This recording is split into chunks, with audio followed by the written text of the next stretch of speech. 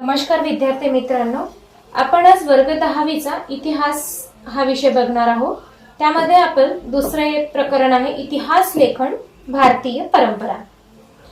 आता इतिहास लेखन भारतीय परंपरेमध्ये आपण याची भारतीय इतिहास लेखनाची वाटचाल याची थोडक्यात आपण प्रस्तावना बघूया की इतिहास लेखनाच्या पाश्चात्य परंपरेची ओळख आपण पहिल्या पाठात बघितलेली आहे। आता या पाठामध्ये आपल्याला भारतीय इतिहास लेखनाच्या परंपरेबद्दल माहिती घेणार आहोत।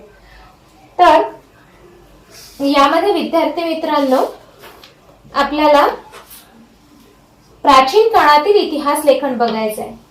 तर प्राचीन काळामध्ये इतिहास लेखनाचं प्राचीन भारतात पूर्वजांचे पराक्रम, दैवते यांच्या ज्या आठवणी मौखिक परंपरेने जपल्या जात असत आणि 5000 वर्षांपूर्वीच्या हडप्पा संस्कृतीत लेखन कला अस्तित्वात होती, परंतु त्या लिपीचे वाचन करण्यात अजूनही आपल्याला यश मिळालेले नाही।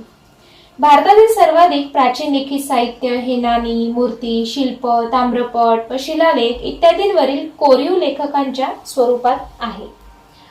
मौर्य सम्राट अशोक यांच्या काळापासून म्हणजेच इसवी सनापूर्वी 3ऱ्या शतकापासून भारतीय लेखन कलेची सुरुवात होते, आपल्याला यामध्ये दिसून येते। त्यामध्ये प्राचीन इतिहास लेखनामध्ये आपण लिखित साहित्य बघूया की कोणकोणती होती।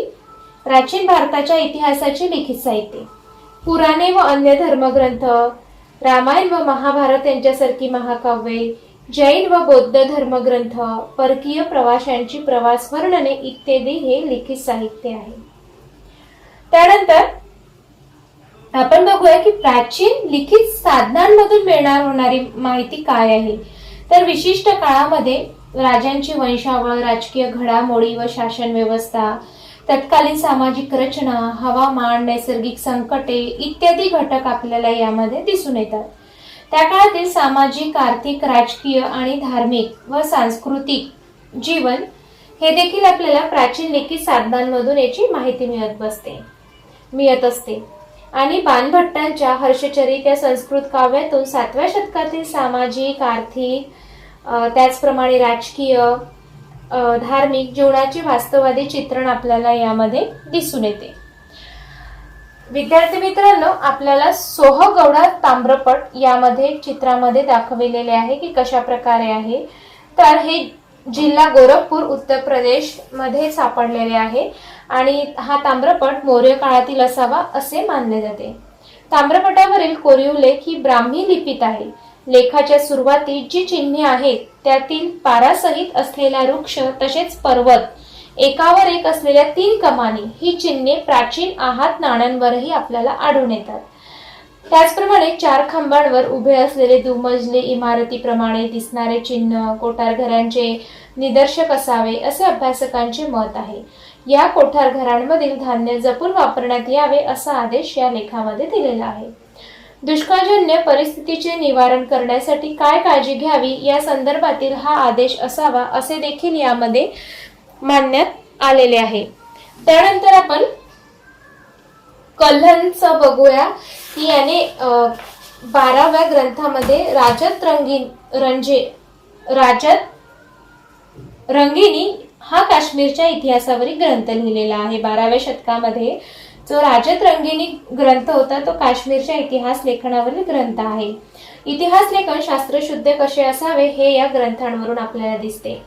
तत्कालीन नाणी, कोरीव लेख, प्राचीन वास्तूंचे अवशेष, राजकुलांच्या अधिकृत नोंदी या स्थानिक परंपरा यांचा अभ्यास करून हा ग्रंथ तयार केलेला आहे। थोडक्यात राजत रंगिनी याबद्दल आपण माहिती बघूया की कल्याण पंडित या विद्वानाने 12व्या शतकामध्ये जे खंडकाव्य स्वरूपात लिहिलेला काश्मीरचा इतिहास व वर्णन म्हणजे राजत रंगिनी हा ग्रंथ होय। या ग्रंथाची रचना संस्कृत भाषेत असून तो 8 तरंगांमध्ये विभागलेला आहे। ग्रंथात एकूण 4377 श्लोक आहेत। हा ग्रंथ भारताचे नंदनवन असलेल्या काश्मीरचा भूगोल समजून घेण्यासाठी उपयुक्त ठरतो। कल्याण पंडिताने येथे होऊन गेलेल्या प्रत्येक राजाचे गुण व दोष वर्णन केलेले आहे आणि महाभारतातील पहिल्या गोनर्ग राजापासून 11व्या शतकातल्या हर्षापर्यंत सुमारे 4000 वर्षापर्यंतचा काश्मीरचा इतिहास या ग्रंथात आपल्याला वाचायला मिळतो। काश्मीरच्या वास्तववादी इतिहास लेखनामुळे राजत रंगिनी हा ग्रंथ प्राचीन भारतीय इतिहासाच्या साधनांमधील एक महत्वाचा ग्रंथ मानला जातो. त्यानंतर आपण मध्ययुगीन इतिहास लेखन बघूया. तर मध्ययुगीन इतिहास लेखनाचं आपण थोडक्यात माहिती बघू की जे इसवी सनाच्या 12व्या शतकामध्ये कल्लन यांनी लिहिलेल्या राजतरंग यांनी आपण ग्रंथ बघितलेले आहे. त्यानंतर मुस्लिम भारताने मुस्लिम राज्यकर्त्यांच्या दरबारातील इतिहासकारांच्या लेखनावरती अरबी आणि फारसी इतिहास लेखनाच्या परंपरेचा यावरती प्रभाव पडत असतो. मध्ययुगीन जे मुस्लिम इतिहासकारांमध्ये जियाउद्दीन बर्णी हा एक महत्वाचा इतिहासकार आपल्याला दिसतो. कोणता? जियाउद्दीन बर्णी. त्यांचा तारीख ई फिरोज शाही या त्यांच्या ग्रंथामध्ये त्यांनी इतिहास लेखनाचा हेतू स्पष्ट केलेला आहे. त्यांच्यामध्ये इतिहासकारांची कर्तव्य फक्त राज्यकर्त्यांच्या पराक्रमाच्या आणि कल्याणकारी धोरणांचे वर्णन करून संपत नाही, तर त्यांच्या दोषांचे आणि चुकीच्या धोरणांचे चिकित्सक विवेचनही यामध्ये करायला हवे.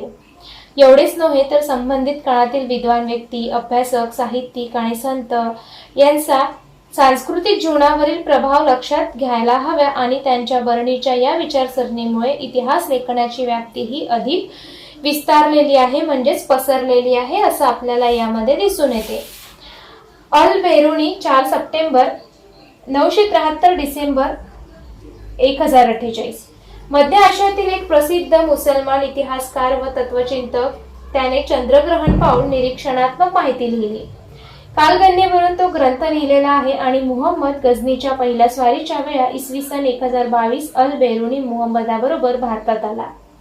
त्याने भारतभर प्रवास करून संस्कृत ग्रंथांचा अभ्यास केला आणि तारिखे हिंद या ग्रंथात त्याने भारतातील तत्कालीन स्थितीचे सर्वांगीण वर्णन केलेले आहे. त्याने पतंजलीच्या योगसूत्राचे व कपिल मुनींच्या सांख्य इत्यादी संस्कृत ग्रंथांचे अनुवाद अरबी भाषेमध्ये देखील लिहिलेले आहे असे आपल्याला यामध्ये दिसून येते. त्यानंतर विद्यार्थी मित्रांनो,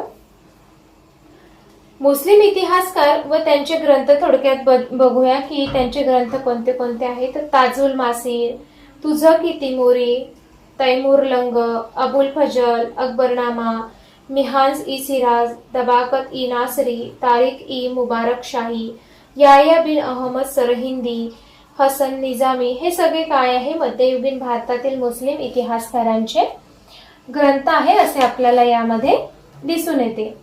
आता त्यांची बखर वाङ्मय म्हणजे काय थोडक्यात माहिती बघूया की बखर हा शब्दांचा कोशातील अर्थ आहे आणि हकीकत, बातमी, इतिहास, कथानक, चरित्र, खबर या फारसी शब्दापासून तो बनलेला आहे. म्हणजे जो बखर शब्द आहे तो खबर या फारसी शब्दापासून बनलेला आहे आणि ज्या काळात मराठीतील फारसी भाषेचा प्रभाव होता त्याच काळात मराठी बखरी लिहिल्या गेल्या होत्या आणि ऐतिहासिक साहित्यातील एक गद्य लेखन प्रकार म्हणून तो प्रसिद्ध आहे.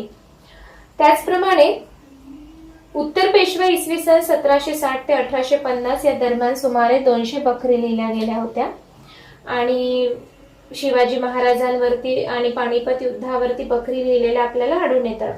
बखरीतून तत्कालीन लोकस्थितीचे वर्णन झालेले आहे आणि इतिहासातील काटेकोरपणा त्यात नाही आणि शिवरायांचे, भाऊसाहेब पेशव्यांचे या पानिपतच्या युद्धांचे वर्णन बखरकार अतिरंजितपणाने करताना आपल्याला दिसते. त्यातून त्यांची उत्तम निवेदनशैली दिसते आणि बखरीतील अलंकारिक वर्णने, सुभाषितांचा वापर, सुविचार वाक्ये, वीररसता व शोकात्मक समरसपूर्ण वर्णने यामुळे बखरींकडे इतिहासापेक्षा मराठी गद्य इतिहासाचा एक प्रकार म्हणून पाहिला जातो. त्यानंतर आधुनिक इतिहास लेखन बघूया की 19व्या शतकात ब्रिटिश राजवटीत भारतीय पुरातत्वाच्या अभ्यासाला सुरुवात झाली आणि अनेक ब्रिटिश अधिकाऱ्यांनी भारतीय इतिहासासंबंधी लेखन केले. त्यावर वसाहतवादी धोरणांचा प्रभाव आपल्याला दिसतो आणि भारतीय संस्कृतीविषयीचा पूर्वग्रहदूषित दृष्टिकोन त्यांच्या लेखनामध्ये सिद्ध झालेला आहे असं आपल्याला यामध्ये दिसून येते. त्यानंतर भारतीय इतिहास लेखन करणारे ब्रिटिश अधिकारी अलेक्झांडर कॅनिंगहॅम, त्यांचा एन्शियंट जॉग्राफी ऑफ इंडिया हा ग्रंथ आहे आणि भारतीय पुरातत्व सर्वेक्षण खात्याचे पहिले सरसंचालक अनेक प्राचीन स्थळांमध्ये उत्खनन केले होते आणि त्यांनी संशोधनाचा व्यासंग जडला आणि त्यांनी सारनाथ त्यांचे येथे उत्खनन करून त्यावर ग्रंथ लिहिला. काश्मीरमधील मंदिराच्या वास्तुशिल्पांवरती लेखन केले. नानकशास्त्र, मंदिरे, स्तूप, भूगोल यावरती पुस्तके लिहिली. बोधगयेतील बौद्ध अवशेषांचा अभ्यास व संशोधन केला आणि त्यांनी भारतीय पुरातत्वविषयक विविध शाखांमधील संशोधनाचा पाया यामध्ये घातलेला आहे. त्यानंतर सर जॉन ह्युबर्ट मार्शल यांचा 19 मार्च 1876 ते 17 ऑगस्ट 1958 असा त्यांचा कालखंड आहे. ते सर्वेक्षण खात्याचे संचालक होते पुरातत्वविद्येचे. त्यांच्या नेतृत्वाखाली मोहनजोदडो, तक्षशिला यांची श्रावस्ती, पाटणा, सारनाथ इत्यादी ठिकाणी उत्खनन झाले आणि त्यांनीच पुराणवस्तू व वस्तू संरक्षणाचा कायदा 1904 साली संमत केला आणि भारतीय संशोधकांना पुरातत्व उत्खननाचे प्रशिक्षण दिले. त्यांचा सिंधू संस्कृतीचा शोध हे महत्वाचा ग्रंथ किंवा शिलालेख आहे असं म्हणतो आपण. त्यानंतर जेम्स मिल 6 एप्रिल 1773 ते 23 जून 1836 असा त्यांचा कालखंड आहे. ते अर्थतज्ञ, इतिहासकार आणि तत्वज्ञ होते आणि त्यांनी उपयुक्ततावादी विचारसरणीचे पुरस्कर्ते होते. त्यांच्या तत्वज्ञान, इतिहास, अर्थशास्त्र, राजकीय, सामाजिक धोरणे यावरती विपुल लेखन केले आणि त्यांनी 1806 साली ब्रिटिश भारताचा इतिहास लिहिण्यास प्रारंभ केला. 1817 साली तो 3 खंडात प्रसिद्ध केला आणि भारतात झालेल्या ब्रिटिश सत्तेच्या स्थापनेचा व विस्ताराचा हा पहिला इतिहास होय. त्यांचा ईस्ट इंडिया कंपनीचा इंडिया हाऊस या मुख्य कार्यालयात नेमणूक झाली आणि 17 वर्षाच्या कामगिरीमुळे भारतीय ब्रिटिश शासनव्यवस्थेत सुधारणा झाली. त्यानंतर माउंट स्टुअर्ट एल्फिन्स्टन हे 1819 ते 1827 या काळात मुंबई इलाख्याचे गव्हर्नर होते आणि ते कर्तबगार प्रशासक, मुत्सद्दी आणि इतिहासकार होते. त्यांनी कायद्याचे स्थानिक प्रशासन लोकप्रिय करण्यासाठी मोठे प्रयत्न केले.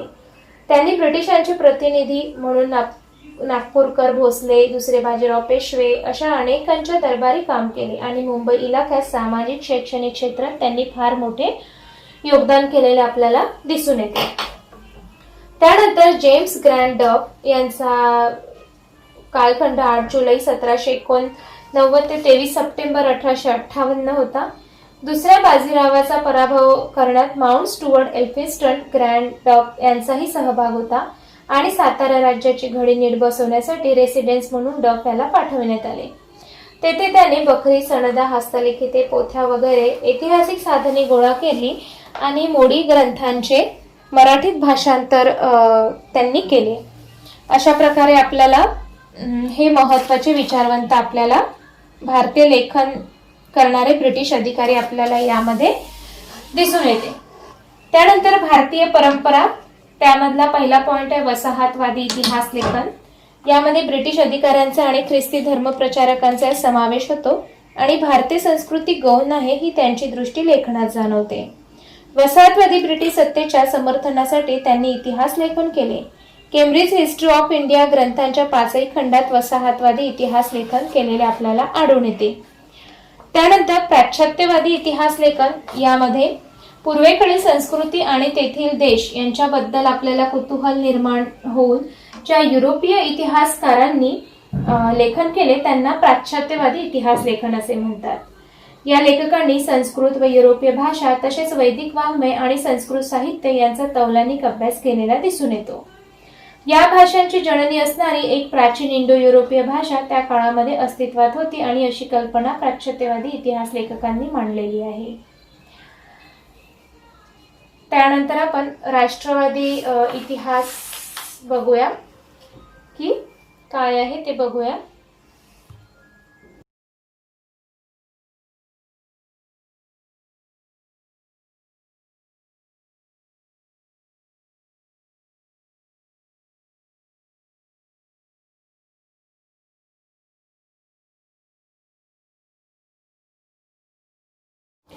चला तर विद्यार्थी मित्रांनो, आपला चौथा पॉइंट होता राष्ट्रवादी इतिहास लेखन.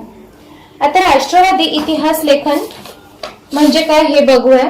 तर राष्ट्रवादी इतिहास लेखनामध्ये 19व्या शतकामध्ये 19-20व्या शतकामध्ये इंग्रजी शिक्षण पद्धतीने शिकून तयार झालेल्या भारतीय इतिहासाच्या लेखनामध्ये भारताच्या प्राचीन वैभवाचा अभिमान आणि भारतीयांची आत्मजाणीव जागृत करण्याकडे असलेला कल दिसतो. त्यांच्या लेखनास राष्ट्रवादी इतिहास लेखन असे म्हटले जाते असं आपल्याला यामध्ये दिसून येते. की 19व्या शतकामध्ये जे इंग्रजी शिक्षण पद्धतीमध्ये शिकून तयार झालेल्या भारतीय इतिहासकारांच्या लेखनामध्ये प्राचीन वैभवांचा अभिमान आणि भारतीयांची आत्मजाणीव जागृत करण्याकडे असलेला कल दिसतो. त्यांच्या लेखनास आपण राष्ट्रवादी इतिहास लेखन असे म्हणतो. महाराष्ट्रातील राष्ट्रवादी इतिहास लेखन नास विष्णू शास्त्री चिपळूणकर यांच्यापासून प्रेरणा मिळाली आणि ब्रिटिश अधिकाऱ्यांनी लिहिलेल्या प्राचीन भारताच्या पूर्वग्रह दूषित इतिहासाला त्यांनी विरोध केला. अशा प्रकारे राष्ट्रवादी लेखन करणाऱ्या इतिहासकारांनी भारताच्या इतिहासातील सुवर्णकाळ शोधण्याचा प्रयत्न केलेला आहे असे आपल्याला या इतिहास लेखनात राष्ट्रवादी इतिहास लेखनामध्ये दिसून येते. जी ऐतिहासिक वास्तवाची चिकित्सापूर्वक छाननी करण्याकडे दुर्लक्ष केले गेले असा आक्षेपही त्यांच्यावर घेतला जातो. जसं महादेव गोविंद रानडे, रामकृष्ण गोपाळ भांडारकर, विनायक दामोदर सावरकर, राजेंद्र लाल मिश्र, रमेशचंद्र मुजुमदार, काशीप्रसाद जयस्वाल, राधा कुमुद मुखर्जी, भगवानलाल इंद्रजी, वासुदेव विष्णू मिरासी, अनंत सदाशिव आळतेकर ही काही राष्ट्रवादी इतिहासकारांची नावे आपण उदाहरणादाखल देता येईल. विद्यार्थी मित्रांनो, the rise of the Maratha power या ग्रंथात न्यायमूर्ती महादेव गोविंद रानडे यांनी मराठा सत्तेच्या उदयाची पार्श्वभूमी विस्ताराने मांडली. मराठी सत्तेचा उदय म्हणजे अचानक पेटलेला वनवा नसून त्यांची सामाजिक, सांस्कृतिक व धार्मिक क्षेत्रातील तयारी बराच काळ महाराष्ट्रात चालू होती हे त्यांनी यामध्ये वर्तविलेले आहे किंवा प्रतिपादले आहे. जे महादेव न्यायमूर्ती रानडे होते ते rise of the Maratha power या ग्रंथात त्यांनी मराठा सत्तेच्या उदयाची पार्श्वभूमी विस्ताराने मांडलेली आहे. त्यांनी सामाजिक, सांस्कृतिक व धार्मिक क्षेत्रातील तयारी बराच काळ महाराष्ट्रात चालू ठेवलेली आहे. आपण V.का. राजवाडे यांचं थोडक्यात माहिती बघूया की इतिहास लेखन, भाषाशास्त्र, व्युत्पत्ती, व्याकरण अशा अनेक विषयांवर ते मूलभूत संशोधन करणारे आणि मराठी भाषेतून लेखन करणारे इतिहासकार म्हणून राजवाडे परिचित आहेत. आपला इतिहास आपण लिहिला पाहिजे यांचा पुरस्कार त्यांनी केला. मराठ्यांच्या इतिहासाची साधने असे शीर्षक असणारे 22 खंड त्यांनी संपादित केले. त्यातील त्यांच्या प्रस्तावना अत्यंत अभ्यासपूर्ण आहेत आणि इतिहास म्हणजे भूतकालीन समाजाचे सर्वांगीण दर्शन किंवा समग्र जीवन दर्शन घडविणारे किंवा त्यामध्येच राजकीय घडामोडी, सत्तांतरासाठी केलेली कटकारस्थाने आणि युद्धे यांच्यात हकीकत नव्हते असे त्यांचे मत होते. त्यानंतर आपण राजवाडे यांचं थोडक्यात माहिती बघूया की त्यांनी मानवी इतिहास, काल व स्थल यांनी बद्ध झालेला आहे. म्हणजे कोणत्याही प्रसंगाने वर्णन द्यायचे म्हटले म्हणजे त्या प्रसंगाचा परिष्कार विशिष्ट कालावर व विशिष्ट स्थलावर पसरून दाखवला पाहिजे. काल, स्थल व व्यक्ती या त्रयीची जी सांगड तिलाच प्रचंड प्रसंग व ऐतिहासिक प्रसंग ही संज्ञा देता येते. जी काल, स्थल व व्यक्ती या तिघांची जी सांगड घातली की तिलाच प्रसंग व ऐतिहासिक प्रसंग ही व्याख्या देता येते किंवा संज्ञा देता येते असं यांनी राजवाडे यांनी सांगितलेलं आहे. त्यानंतर स्वातंत्र्यवीर सावरकरांची थोडक्यात माहिती बघूया की भारतीयांनी ब्रिटिशांविरुद्ध दिलेल्या स्वातंत्र्य लढ्याच्या प्रेरणा देण्यासाठी राष्ट्रवादी इतिहास लेखनाचा उपयोग झाला. त्यामध्ये स्वातंत्र्यवीर वी.दा. सावरकरांनी लिहिलेले the Indian war of the independence म्हणजेच 1857 स्वातंत्र्य संग्राम या पुस्तकाचे विशेष त्यांनी महत्व आहे. राष्ट्रवादी इतिहास लेखनाच्या प्रभावामुळे प्रादेशिक इतिहास लिहिण्यालाही चालना मिळाली आणि दक्षिण भारताच्या भौगोलिक वैशिष्ट्यांकडे आणि इतिहासाकडे इतिहासकारांचे स्वतंत्रपणे लक्ष गेले असं आपल्याला यामध्ये दिसून येते. त्यानंतर आपण स्वातंत्र्योत्तर काळातील इतिहास लेखन बघूया की एकीकडे राज्य घराण्याच्या इतिहासांवरती भर देणारे इतिहास लेखन केले जात असताना सांस्कृतिक, सामाजिक आणि आर्थिक इतिहास लिहायला देखील सुरुवात केली. आणि स्वातंत्र्योत्तर काळामध्ये जे समाज, विज्ञान, अर्थव्यवस्था, राजकीय प्रणाली, धार्मिक विचार प्रणाली, सांस्कृतिक पैलू यांचा इतिहास अभ्यासण्याची आवश्यकता विचारवंतांना वाटू लागली होती. त्यासाठी त्यांनी 3 प्रकारे नवे वैचारिक प्रवाह इतिहास लेखनात मांडले. तो म्हणजे मार्क्सवादी इतिहास, 2 वंचितांचा इतिहास आणि 3 स्त्रीवादी इतिहास. तर आपण पहिला बघूया मार्क्सवादी इतिहास. मार्क्सवादी इतिहासकारांच्या लेखनामध्ये आर्थिक व्यवस्थेतील उत्पादनाची साधने, त्यांच्या पद्धती आणि उत्पादनाच्या प्रक्रियेतील मानवी संबंध यांचा मध्यवर्ती विचार केला गेला. प्रत्येक सामाजिक घटनेचा सर्वसामान्य लोकांवरती काय परिणाम होतो याचे विश्लेषण देखील त्यांनी केले. आणि मार्क्सवादी इतिहासकारांनी जाती व्यवस्थेमध्ये होत गेलेल्या बदलांचा अभ्यास देखील केला. त्यामध्ये मार्क्सवादी इतिहास लेखन पद्धतींचा अवलंब प्रभावी रीतीने करणाऱ्याला इतिहासकारांमध्ये दामोदर धर्मानंद कोसंबी, कॉम्रेड श्रीपाद अमृत डांगे, राम शरण शर्मा, कॉम्रेड शरद पाटील इत्यादींचे योगदान देखील महत्त्वाचे आपल्याला दिसून येते. डांगे हे भारतीय कम्युनिस्ट पक्षाच्या संस्थापक सदस्यांपैकी एक होते. त्यांचे प्रिमिटिव्ह कम्युनिझम टू सेल्वरी हे पुस्तक मार्क्सवादी इतिहास लेखनाचे उदाहरण आहे, असं आपल्याला मार्क्सवादी इतिहास लेखनामध्ये सांगितलेलं आहे. त्यानंतर वंचितांचा इतिहास. आता वंचितांचा इतिहास म्हटलं की त्यात समूहांचा इतिहास आला. मार्क्सवादी इतिहास लेखनाच्या परंपरेतूनच समूहांचा इतिहास लिहिण्याची सुरुवात झाली असे म्हणता येईल. आणि इतिहास लेखनाची सुरुवात समाजाच्या तळाशी असलेल्या सर्वसामान्य लोकांच्या स्तरापासून करायला पाहिजे असे त्यांचे ही कल्पना मांडण्याचे अँटोनियो ग्रामची या इटालियन तत्वज्ञांचे स्थान महत्वाचे आहे. वंचितांचा इतिहास लिहिण्यासाठी लोकपरंपरा एक महत्वाचे साधन मानले गेले. वंचितांच्या इतिहासाला एक महत्वाची विचारसरणी मिळाली. त्यामध्ये रणजित गुहा या भारतीय इतिहासकारांनी महत्वाचे कार्य केले. त्याचपूर्वी भारतामध्ये वंचितांच्या इतिहासाचा विचार महात्मा ज्योतिराव फुले आणि डॉक्टर बाबासाहेब आंबेडकर यांच्या लेखनातून देखील झाला. आता वंचितांचा इतिहास हा म्हणजे काय तर महात्मा फुले यांनी गुलामगिरी या पुस्तकामध्ये जे शूद्र लोक होते त्यांना कशा प्रकारे या श्रेष्ठ जे वरिष्ठ लोक होते त्यांनी कसं या शूद्र लोकांचा तिरस्कार केला, त्यांना या सर्व गोष्टीपासून कसे वंचित ठेवले, या सगळ्या गोष्टींचा यामध्ये समावेश झालेला आहे. आणि हा इतिहास नव्याने उलगडून महात्मा ज्योतिराव फुले यांनी आपल्या गुलामगिरी या पुस्तकात केलेला आहे. धर्माच्या नावाखाली ज्या स्त्रिया शूद्र व अतिशूद्र यांच्या होणाऱ्या शोषणाकडे लक्ष वेधले आणि भारताच्या सांस्कृतिक आणि राजकीय घडणीत दलित वर्गांचा मोठा वाटा झाला. म्हणजेच डॉक्टर बाबासाहेब आंबेडकरांनी ही गोष्ट केंद्रस्थानी ठेवून सतत लेखन केले आणि त्यांनी केलेल्या विपुल लेखनापैकी हू वेअर द शूद्रास आणि द अनचेटेबल हे ग्रंथ वंचितांच्या इतिहासाचे उदाहरण म्हणून सांगता येईल. त्यानंतर आपला शेवटचा पॉइंट आहे स्त्रीवादी इतिहास.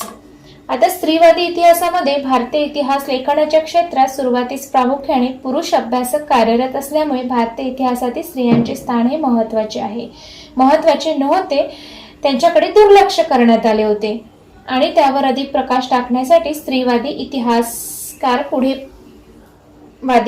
इतिहासकारांपुढे पहिले आव्हान होते. तसेच स्त्रियांनी निर्मिलेल्या साहित्यांचे संशोधन आणि संकलन करणे हेही आवश्यक होते. त्याचप्रमाणे स्त्रियांच्या स्थानाचा नव्याने विचार करावा. 19व्या शतकामध्ये स्त्रियांविषयी लेखन करणाऱ्या लेखिकांमध्ये ताराबाई शिंदे यांचे नाव अग्रणी आहे, म्हणजे प्रथम आहेत. आणि त्यांनी पुरुषप्रधान व्यवस्था आणि जातीव्यवस्था यांचा विरोध करणारे लेखन केले आणि सन 1822 मध्ये प्रसिद्ध झाले. स्त्री पुरुष तुलना हे त्यांचे पुस्तक भारतातील पहिले स्त्रीवादी लेखन समजले जाते. त्याचप्रमाणे त्यांनी 1888 मध्ये पंडिता रमाबाई यांचे the high cost Hindu woman हे पुस्तक प्रसिद्ध केले होते. स्वातंत्र्योत्तर काळामध्ये झालेले लेखन हे स्त्रियांना घरी आणि कामाच्या ठिकाणी मिळणारी वागणूक, त्यांचा राजकीय समतेचा हक्क यासारख्या विषयांवरती केंद्रित झालेले दिसते. अलीकडच्या काळामध्ये प्रसिद्ध झालेल्या स्त्रीवादी लेखनामध्ये मीरा कोसंबी यांच्या crossing thresholds feminist essays in social history या पुस्तकात उल्लेख करण्यात आलेला आहे. महाराष्ट्रातील पंडिता रमाबाई भारतातील पहिल्या कार्यरत स्त्री डॉक्टर रखमाबाई यांच्या स्त्रियांच्या जीवनावरील निबंध आहेत आणि महाराष्ट्रामध्ये दलित स्त्रियांच्या दृष्टिकोनातून सामाजिक वर्ग, जात इत्यादी बाबींच्या संदर्भात त्यांनी लेखन केले. त्याचप्रकारे त्यांनी शर्मिला रेगे यांचे लेखन महत्वाचे आहे आणि writing caste, writing gender, reading Dalit women's testimonies यामध्ये दलित स्त्रियांच्या आत्मचरित्रावरती त्यांनी काही निबंध देखील प्रस्थापित केलेले आहे. आणि विशिष्ट विचारसरणीचा आश्रय न घेता इतिहास लिहिणाऱ्यांमध्ये सर यदुनाथ सरकार, सुरेंद्रनाथ सेन, रिया सत्तार, गोस सरदेसाई, त्र्यंबक शंकर शेजवलकर यांचा देखील उल्लेख यामध्ये करण्यात आलेला आहे. तर अलीकडच्या काळामध्ये य.ति. फडके, रामचंद्र गुहा इत्यादी संशोधकांनी आधुनिक इतिहास लेखनात महत्त्वाची कामगिरी केलेली आहे. तर विद्यार्थी मित्रांनो, अशा प्रकारे भारतीय इतिहास लेखनावरती भारतात उदयाला असलेल्या सामाजिक, आर्थिक, राजकीय, धार्मिक चळवळींचा प्रभाव होत होता आणि त्यांच्या बरोबरच भारतीय इतिहास लेखनाची परंपरा स्वतंत्रपणे आणि समृद्धरित्या विकसित होत गेलेली दिसते. यावरून आपला हे इतिहास लेखन भारतीय परंपरा आपण यामध्ये बघितलेली आहे. धन्यवाद.